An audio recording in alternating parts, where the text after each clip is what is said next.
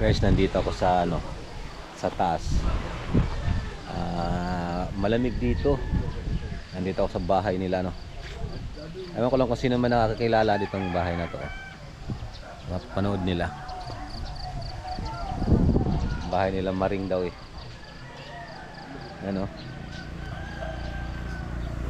Galing ako sa taas kanina, nag-jogging.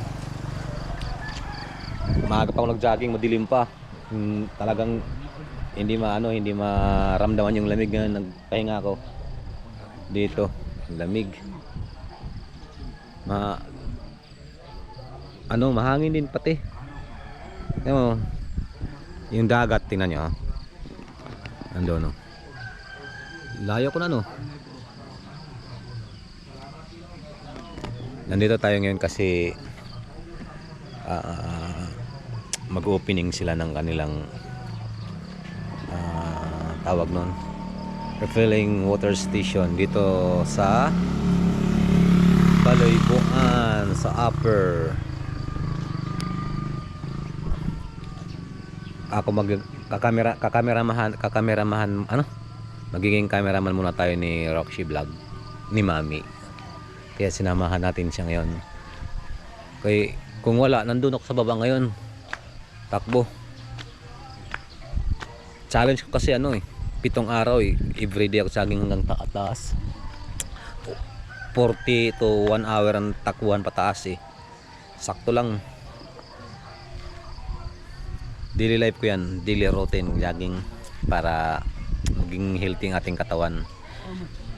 Iwas sa matataba. Iwas din sa pagkain na hindi magbibigay ng maganda sa iyong katawan, kagaya ng mga fat, taba. Iwas po, matatamis, maalat, ganyan.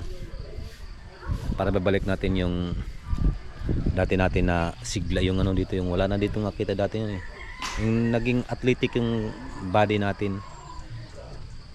Ngayong linggo 7 days challenge ko doon sa dulo yun doon sa taas, doon makita doon sa tower, pataas kasi pataas yun.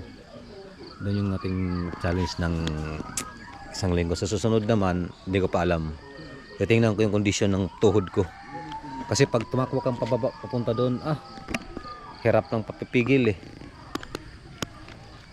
Si Mami noon hindi naman takbo, yung lalakad lang yun.